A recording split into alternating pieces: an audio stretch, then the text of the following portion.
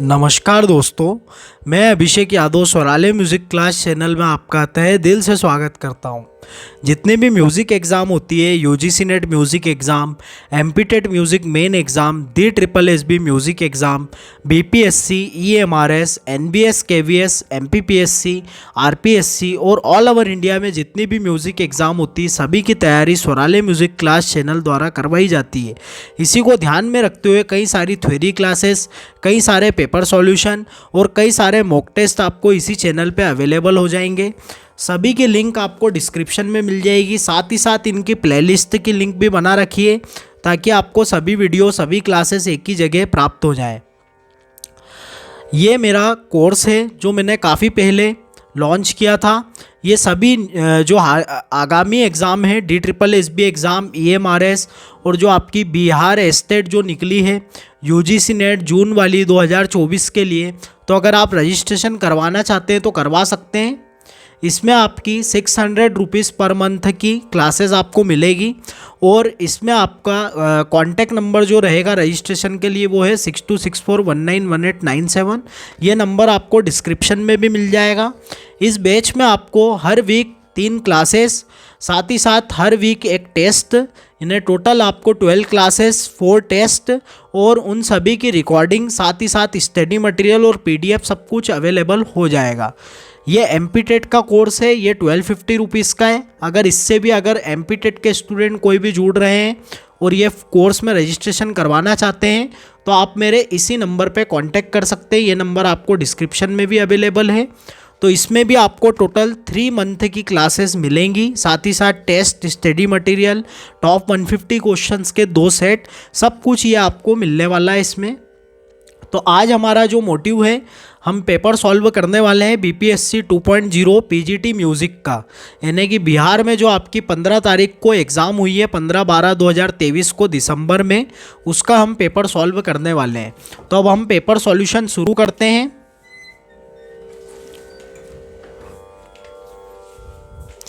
Paper solution शुरू करते हैं। तो पहला प्रश्न है आपका, ग्राम का उल्लेख सर्वप्रथम किस संगीत ग्रंथ में किया गया है? तो ग्राम का उल्लेख आपके सर्वप्रथम मिलता है नाट्यशास्त्र में। नाट्यशास्त्र में 2 ग्रामों का उल्लेख किया गया है, षडज ग्राम और आपके मध्यम ग्राम। गंधार ग्राम का उल्लेख नाट्यशास्त्र में नहीं मिलता है, तो ये बात आप याद रखिएगा। 2 ग्रामों का उल्लेख मिलता है। गंधार ग्राम का सर्वप्रथम उल्लेख मिलता है नारदीय शिक्षा में, तो ये आप याद रखिएगा।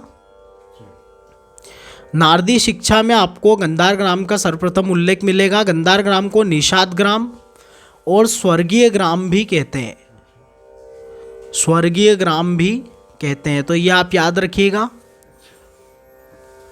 नेक्स्ट चलते हैं। मूषणा संबंधित है ग्राम के स्वरों से, थाट से, ताल से, उपयुक्त में से एक से अधिक या उपयुक्त में से कोई नहीं, तो यह आपके ग्राम के स्वरों से संबंधित है मूषणा।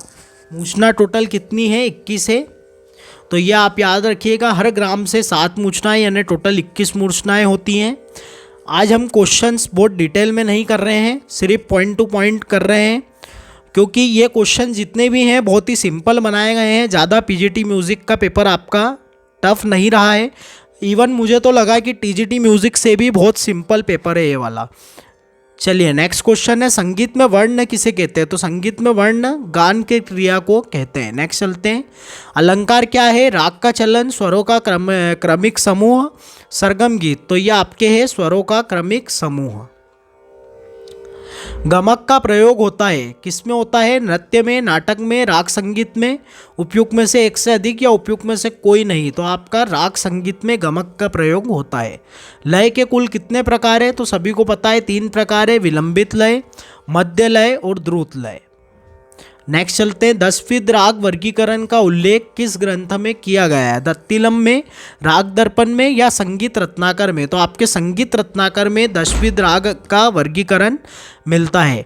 इसी में अगर आपसे द्वादश मूषणा का पूछ लिया जाए, द्वादश मूषणा, तो ये आपके मतंग मुनि जी द्वारा बताया गया है बृहदेशी में, तो ये आप याद रखिएगा। नेक्स्ट क्वेश्चन है, मेल राग वर्गीकरण को किस संगीत पद्धति ने अपनाया? तो आपके कर्नाटक संगीत पद्धति ने मेल राग वर्गीकरण को अपनाया। नेक्स्ट प्रश्न है आपका, गमक संबंधित है तीव्रता से, तारता से, कंपन से, उपयुक्त में से एक से अधिक या उपयुक्त में से कोई नहीं। तो गमक आपके कंपन से संबंधित है। रागों के समय सिद्धांत के अनुसार कोमल रेध कोमल एवं शुद्ध म वाले रागों का गायन समय है। तो ये आपका है प्रातः 4 से 7 बजे। आप सभी को पता है भैरव राग आप सभी ने सीखा है। नेक्स्ट है रेगध शुद्ध स्वरों वाले रागों का समय है प्रातः 4 से 7 बजे तक का, शाम 7 से 10 बजे तक का, या रात्रि 10 से प्रातः 4 बजे तक का। तो इसका आपका समय है प्रातः 4 से 7 बजे तक का। आपके आयोग ने शाम 7 से 10 माना है, लेकिन ये गलत है। 4 से 7 आएगा। इसमें आपका बिलावल का समय है, अलैया बिलावल का है, देशकार है, और ये सारे ही रेगध शुद्ध वाले राग हैं। तो ये आप याद रखिएगा, यही आपका करेक्ट आंसर होगा। तो इसमें अगर आप क्लेम करना चाहते हैं तो क्लेम भी कर सकते हैं। इसका करेक्ट आंसर आपका फर्स्ट वाला हो जाएगा। नेक्स्ट चलते हैं, कोमल गहनी स्वर वाले रागों का समय है प्रातः 4 से 7 बजे तक का, शाम 7 से 10 बजे तक का, या रात्रि 10 से प्रातः 4 बजे तक का। तो इसका करेक्ट आंसर शाम 7 से 10 बजे तक हो जाएगा। ये आप याद रखिएगा, क्योंकि आयोग ने आपका मानना है रात्रि 10 से प्रातः 4 बजे तक का। हो सकता है कुछ 2-4 राग ऐसे हों जो कोमल गहनी वाले हैं और वो रात्रि 10 से 4 बजे तक आता हो, लेकिन मुख्य जो समय है वो शाम 7 से 10 बजे तक है। तो इसका करेक्ट आंसर यही है। आप इसमें भी क्लेम कर सकते हैं। अगर आप क्लेम करना चाहें तो इसमें भी क्लेम डाल सकते हैं। काफ़ी खुद गहनी शुद्ध गहनी कोमल स्वर वाला राग है काफ़ी, और वो खुद आपका रात्रि के द्वितीय प्रहर में गाया बजाया जाता है। नेक्स्ट चलते हैं, संगीत रत्नाकर का रचना काल है तो क्या है? 13वीं शताब्दी। नेक्स्ट क्वेश्चन है, संगीत रत्नाकर ग्रंथ के रचयिता कौन है? तो सारंग देव जी। बहुत ही सिंपल प्रश्न है ये। नेक्स्ट आपका है, संगीत रत्नाकर में कितने अध्याय हैं? तो आपके सप्त अध्याय इसको कहा जाता है, यानी कि 7 अध्याय हैं। नेक्स्ट चलते हैं, संगीत परिजात के रचयिता कौन है? तो पंडित अहोबल। वीणा पर सर्वप्रथम स्वरों की स्थापना किसने की है? तो पंडित अहोबल जी ने की है। संगीत परिजात का रचना काल है 15वीं शताब्दी, 17वीं शताब्दी, 16वीं शताब्दी। तो 17वीं शताब्दी के उत्तरार्ध में इसको लिखा गया था। तो ये आप याद रखिएगा। और इसका फारसी अनुवाद किसने किया है? दीनानाथ ने। ये भी आपको पता होना चाहिए। नेक्स्ट चलते हैं, थाट राग वर्गीकरण के प्रतिपादक हैं तो कौन है आपके? पंडित विष्णु नारायण भातखंडे जी। वर्ण के कितने प्रकार हैं? 4, 6, 8 4 प्रकार हैं। ये टीजीटी म्यूजिक में भी आया था आपके। स्थाई वर्ण, आरोही वर्ण, अवरोही वर्ण और संचारी वर्ण। तो आप सभी को पता है स्थाई वर्ण कैसा होता है? सा सा रे रे ग ग, इस प्रकार से जो चलेगा वो आपका स्थाई। आरोही में सीधे आपके आरोह करते हैं सारे ग म प ध नि सा। अवरोही में सानी ध प म ग रे सा, इस प्रकार चलेगा। और संचारी में सारे मिक्स हो जाएंगे, यानी कुछ सा सा रे रे का अंग ले सकते हैं आप, कुछ अवरोही क्रम का ले सकते हैं, कुछ आरोही क्रम का। तो ये इस प्रकार से होगा। राग भीमपलासी किस थाट का राग है? तो काफी थाट का राग है भीमपलासी। नेक्स्ट चलते हैं, राग भैरव के वादी संवादी है तो कौन है? ध और रे, कोमल ध कोमल रे। राग भीमपलासी के वादी संवादी है तो मसा। बहुत ही सिंपल पेपर था, कुछ ऐसा कठिन नहीं है। मुझे तो लग रहा है कि टीजीटी म्यूजिक से भी बहुत सिंपल पेपर था ये। राग केदार की जाति है तो ये आपकी है ओढ़व शाढ़व। ओढ़व शाढ़व है। ग का इसमें अल्प प्रयोग होता है, इसलिए आरोह में, इसलिए ग को काउंट नहीं किया जाता है। और इसकी जाति जो जाते समय 5 स्वर माने जाते हैं और आते समय शाढ़व, क्योंकि इसमें आते समय आपके ग का बिल्कुल प्रयोग नहीं है। नेक्स्ट चलते हैं, राग भैरव का मुख्य अंग है धनी रेसा, सारे म रे प म रेसा और ग म ध ध प। तो आप सभी को पता है ध रे दोनों कोमल होते हैं, तो शुरू के 2 में ना इसमें ध कोमल है ना इसमें है। तो ये आपका करेक्ट आंसर हो जाएगा। राग केदार का मुख्य अंग होगा तो इसमें देखिए ऊपर वाले में भी आपके ना दोनों म है। नीचे में भी आप देख सकते हैं इसमें म तो है, लेकिन इसमें आपके गमर ऐसा चल रहा है, तो गमर ऐसा आपके हमीर और आपके कामोद में प्रयोग किया जाता है, लेकिन इसमें आपका सारे सा होता है। तो ये आपका करेक्ट आंसर इसमें केदार का मुख्यंग हो जाएगा। राग भीम पलासी का मुख्यंग क्या होगा? तो आपको सभी को पता है कि निसा गमा पमा गमा गरे सा इस प्रकार चलता है भीम पलासी। तो ये आपका निसा म प ग म ग रे सा, ये आपका भीम पलासी इस प्रकार होता है। नेक्स्ट चलते हैं, राग देश का मुख्य अंग है। तो ये आप देख सकते हैं सा रे म ग रे ग नि सा रे म प म ग रे ग नि सा। तो यहाँ पे आपके ये हो जाएगा देश का मुख्य अंग। नेक्स्ट चलते हैं, राग बिहाग का मुख्य अंग क्या होगा? तो आप देखिए यहाँ पे इसमें आपके दोनों मध्यम नहीं है, इसलिए ये वाला नहीं होगा। सारे गमा ऐसा कुछ चलता नहीं है इसमें, तो निसा गमा पर थर्ड वाला आपका बिहाग का मुख्य अंग हो जाएगा। ताल जपताल में कितने विभाग हैं? तो आप सभी को पता है 4 विभाग है जपताल में। पहले में 2 मात्रा, दूसरे में 3 मात्रा, धीना धीदीना, तीना धीदीना, ये चलता है। नेक्स्ट चलते हैं, ताल धमार के 4 विभागों में मात्राओं का सही क्रम। तो ये आपका 5 2 3 4, शुरू में 5 होती है, क धीट धीट, क धीट धीट, यहाँ पे थोड़ी सी गलती हो गई, देखिए क धीट धीट ये शुरू की, धा आ ये आपका दूसरा खंड हो गया, और तीसरा खंड ग तीट ग तीट,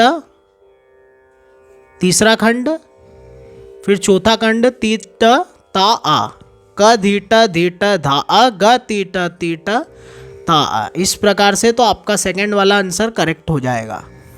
संगीत में अलंकार के लिए प्रयुक्त होने वाला टुकड़ा, मुखड़ा, पलटा या फिर उपयुक्त में से एक से अधिक, उपयुक्त में से कोई नहीं, तो अलंकार को संगीत में पलटा भी कहते हैं। नेक्स्ट आपका प्रश्न है, ताल रूपक में खाली किस मात्रा पर है? तो खाली पहली मात्रा पर ही है, ती तीना धीना धीना, ऐसा एकमात्र ताल है जिसकी शुरुआत खाली से होती है। ध्रुपद शैली का प्रसार किसके शासनकाल में हुआ? तो अकबर के शासनकाल में नहीं हुआ, शाहजहाँ के में भी नहीं हुआ, मानसिंह तोमर जी के शासनकाल में ध्रुपद का आविष्कार हुआ। ध्रुपद की कितनी बानियाँ हैं? तो ध्रुपद की 4 बानियाँ हैं। नेक्स्ट चलते हैं, ख्याल के कितने प्रकार हैं? तो ख्याल के 2 प्रकार हैं, छोटा ख्याल और बड़ा ख्याल। छोटा ख्याल का आविष्कार अमीर खुसरो ने किया है 14वीं शताब्दी में, 14th, और आपके बड़ा ख्याल का आविष्कार सुल्तान हुसैन शर्की ने किया है, सुल्तान हुसैन शर्की, सब नोट कर लीजिए, 15वीं शताब्दी में। नेक्स्ट चलते हैं, तराने में क्या प्रयुक्त नहीं होता है? बंदिश के बोल, तबले के बोल, आपके नोमतोम या दादिर के बोल। तो यह आपके बंदिश के बोल इसमें प्रयुक्त नहीं होते हैं। नेक्स्ट चलते हैं, तराने का आविष्कार किसे माना जाता है? आविष्कारक तानसेन, अमीर खुसरो, सदारंग, अदारंग। तो अमीर खुसरो को तानसेन तराने का आविष्कारक माना जाता है। पकड़ क्या है? जोड़ झाला, अलंकारिक स्वर समूह, राग दर्शक स्वर समूह। तो ये आपका है राग दर्शक स्वर समूह। नेक्स्ट चलते हैं,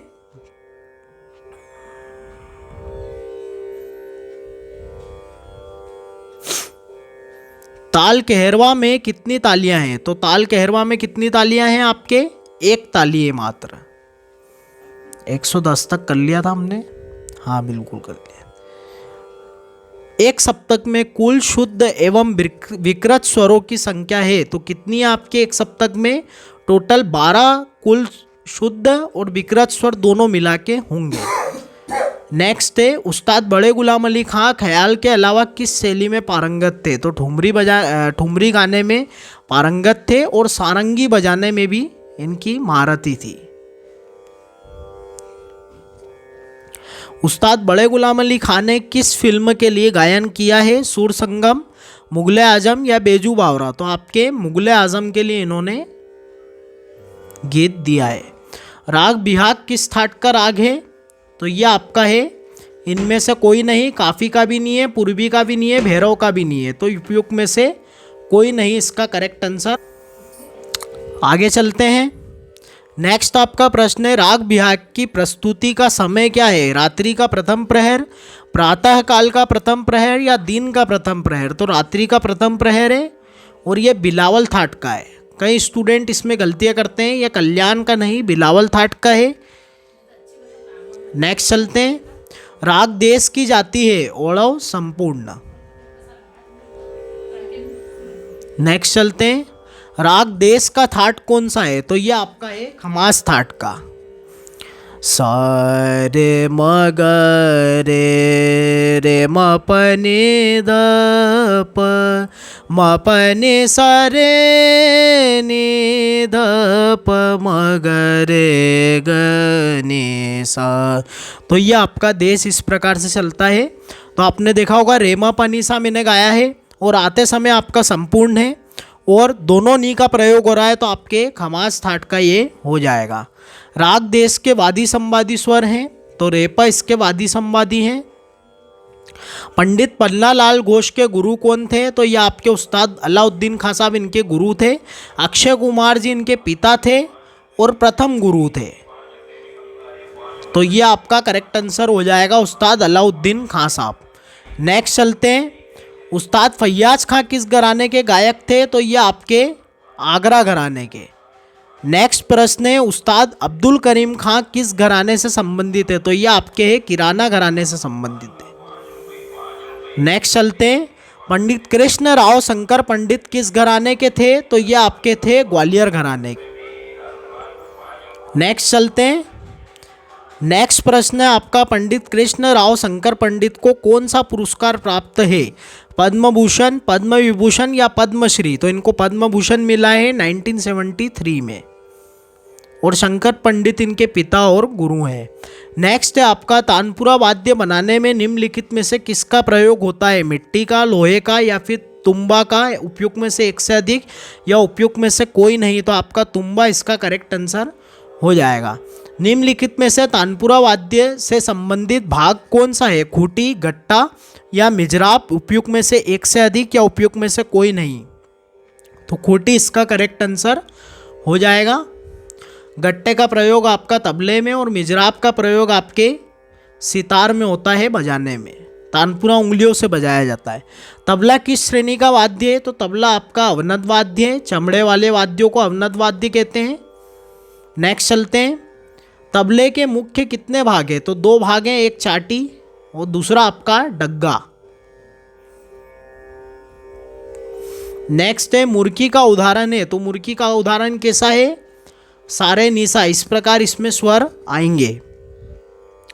आलाप का क्या अर्थ है? तो आलाप का अर्थ है विलंबित गति के स्वर समूह को आलाप कहेंगे। नेक्स्ट आपका प्रश्न है, संगीत में समय मापने की इकाई है, तो क्या है आपके समय मापने की इकाई? ताल है। भातखंडे स्वर लिपि के अनुसार मुर्की का सही चिन्ह कौन सा है? फर्स्ट वाला, इस प्रकार का,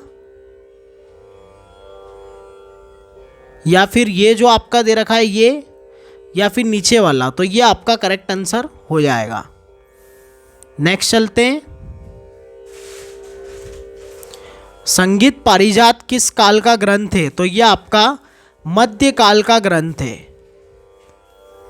नेक्स्ट आपका कर्ण शब्द संबंधित है, तो यह आपसे स्वर से संबंधित है। कर्ण स्वर जिसको बोलते हैं, अभी एक प्रश्न इसका आपका आया भी था टीजीटी में कि कर्ण स्वर कितने प्रकार के होते हैं? तो दो प्रकार के होते हैं, अनुलग्न और आपका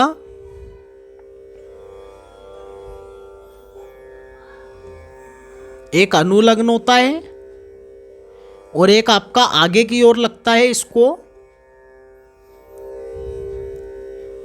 लग्न से ही कुछ इसका है एक और, एग्जैक्ट मुझे याद नहीं आ रहा अभी। तो जो आगे की ओर लगेगा वो आपका होगा लग्न और पीछे की ओर लगेगा तो वो अनुलग्न होगा, यानी लग्न के आगे भी कुछ शब्द है, एग्जैक्ट मुझे याद नहीं आ रहा है। नेक्स्ट आपका है आरोह अवरोह का संबंध है, तो ये आपके राग से संबंधित है आरोह अवरोह। संगीत में किन किन विधाओं का समावेश है, तो यह आपके गीत, वाद्य और नृत्य का समावेश है। सप्तक के प्रकार कितने हैं? 3 प्रकार हैं, सभी को पता है, मंद्र, मध्य और तार सप्तक। निम्नलिखित में से भैरवी थाट के स्वर कौन से हैं? तो यह आपके हैं, नीचे आप देख सकते हैं, ये वाला रे, ग, ध, नी कोमल, बाकी सारे शुद्ध। नेक्स्ट चलते हैं।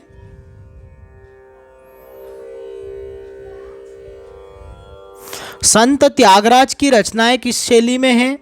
हिंदुस्तानी संगीत शैली, कर्नाटक संगीत शैली, ओडिसी संगीत शैली। तो कर्नाटक संगीत शैली इसका करेक्ट आंसर हो जाएगा। पंचरत्न कृति इनकी सबसे फेमस कृति है। ध्रुपद में किस ताल का प्रयोग किया जाता है? रूपक, चौताल या फिर दादरा? तो ध्रुपद में आपके चौताल का प्रयोग किया जाता है। ऐतिहासिक वर्णन वाले गीतों को बिहार में कहा जाता है, तो कुंवार विजय कहा जाता है। ऐतिहासिक और सोहर भी आपके बिहार का ही गीत है, लेकिन ऐतिहासिक वर्ण की बात करिए यहाँ पे, ऐतिहासिक वर्णन की, तो उसमें फिर सोहर आपके त्यौहार, तीज, इस प्रकार के मौके पर सोहर नाम के गीतों को गाया जाता है। नेक्स्ट आपका है ताल में निशब्द क्रिया कौन सी है? तो क्रिया आपकी 2 प्रकार की होती है, सशब्द क्रिया और निशब्द क्रिया। मुख्य रूप से 2 प्रकार की, और ऐसे आपकी 8 प्रकार की होती है। सशब्द क्रिया भी 4 प्रकार की होती है, निशब्द क्रिया भी 4 प्रकार की होती है। तो निशब्द होता है जिसमें ताल का प्रयोग ना हो, मतलब कि कहीं भी ताल, कहने का मतलब यूँ है ताल ही ना आए, तो वो आपकी कौन सी हो जाएगी? खाली हो जाएगी। नेक्स्ट चलते हैं, चतुर पंडित किसका उपनाम था? तो चतुर पंडित आपका है पंडित विष्णु नारायण भातखंडे जी का नाम। धूपर दमार की संगति में कौन सा वाद्य बजाया जाता है? तो आपके पखावज। प्राचीन काल में इसको पुष्कर वाद्य के नाम से जाना जाता था। नेक्स्ट प्रश्न है आपका, हिंदुस्तानी रागों को 10 थाटों में किसने वर्गीकृत किया? पंडित ओमकारनाथ ठाकुर जी ने, पंडित विष्णु नारायण भातखंडे जी ने, तानसेन ने, या फिर उपयुक्त में से एक से अधिक, उपयुक्त में से कोई नहीं? तो आपके पंडित विष्णु नारायण भातखंडे जी इसका करेक्ट आंसर होगा। क्रमिक पुस्तक मालिका के लेखक कौन है? तो विष्णु नारायण भातखंडे जी। क्रमिक पुस्तक मालिका कितने भागों में प्रकाशित है? तो आपके 6 भागों में। षडज ग्राम में श्रुतियों का अंतराल कितना है? तो ये आपके 4-3-2, 4-4-3-2, ये आपका श्रुतियों का अंतराल है। सा की, म की और प की 4-4 श्रुतियाँ हैं। 3 किन की है? रे और ध की 3-3 है, और ग और नी की कितनी है? 2-2 है। यह आपके षडज ग्राम में है। संगीत रत्नाकर में कितने विकृत स्वरों का उल्लेख है? तो कुल आपके 19 स्वरों का उल्लेख है, और 19 में से हम शुद्ध स्वरों को घटा देंगे तो कुल 12 विकृत स्वरों का वर्णन हमको इसमें मिलता है। निम्नलिखित में से कौन सा ग्राम नहीं है? मध्यम ग्राम, गंधार ग्राम बिल्कुल है, ऋषभ ग्राम इसमें कोई नहीं है, तो ये इसका करेक्ट आंसर आपका हो जाएगा। तो इस प्रकार था आपका बीपीएससी पीजीटी म्यूजिक का पेपर। इसमें बस एक ही क्वेश्चन में हमको संशय आ रहा था, वो लग्न वाला जो है कि कर्ण कितने प्रकार का होता है? तो 2 प्रकार का आपके होता है, एक अनुलग्न और एक आपका होता है पूर्व लग्न। तो ये आप कर लीजिएगा। पूर्व लग्न मतलब जो शुरू में लगता है आगे की ओर, जैसे ये आपका आगे की ओर लगा है कर्ण, तो ये आपका पूर्व लग्न हो जाएगा। और अगर पीछे की ओर लगेगा तो वो आपका अनुलग्न हो जाएगा। तो इस प्रकार से कर्ण स्वर 2 प्रकार के होते हैं। एग्जाम स्लिप हो गया था माइंड से, फिर याद आया बाद में। तो ये था आपका बीपीएससी का पीजीटी म्यूज़िक का पेपर। उम्मीद करता हूँ आपको पेपर अच्छा लगा होगा, सॉल्यूशन जो मैंने करवाया। तो अगर आपको मेरी वीडियोस, मेरी क्लासेस, पेपर सॉल्यूशन सब कुछ अच्छा लगा हो, आप मेरी महामैराथन क्लास ज़रूर देखिए, आपको लिंक डिस्क्रिप्शन में मिल जाएगी। अभी एक महामैराथन में EMRS के लिए भी लेने वाला हूँ, उसी की तैयारी चल रही है। तब आपकी नेक्स्ट महामैराथन क्लास ही होगी। उसके पहले देखते हैं अगर यूजीसी नेट का पेपर सॉल्यूशन कुछ वैसे तो मुझे कुछ प्राप्त हुआ है थोड़ा बहुत, तो वो अगर बन पाता है तो वो पहले करवा देंगे और उसके बाद महामैराथन ले लेंगे, या फिर महामैराथन लेके फिर यूजीसी नेट पेपर सॉल्यूशन करवाया जाएगा। जो आपके दिसंबर 2023 में हुआ है पेपर, उसका सॉल्यूशन मैं करवाऊंगा। उससे पहले सोच रहा हूँ पहले महामैराथन ले लूँ आपकी, क्योंकि EMRS का पेपर बहुत ही नज़दीक आ गया है। 24 को आपका पेपर है, तो क्यों ना आपकी एक महामैराथन ले ली जाए। आप कमेंट करिएगा कि आप क्या चाहते हैं कि पहले यूजीसी नेट का पेपर सॉल्यूशन करवाया जाए दिसंबर वाला, या फिर आपको महामैराथन की ज़्यादा ज़रूरत है। तो आप कमेंट करिएगा। आप मेरी सारी क्लासेस देखिए, सारे पेपर सॉल्यूशन देखिए, थ्योरी क्लासेस देखिए, मॉक टेस्ट देखिए, जो भी मैं अपडेट देता हूँ सारी देखिए। अगर आपको सब कुछ अच्छा लगे और दिल से आवाज़ आए तो मेरे चैनल को लाइक, शेयर और सब्सक्राइब जरूर कीजिएगा। Thank you so much. जय श्री राम।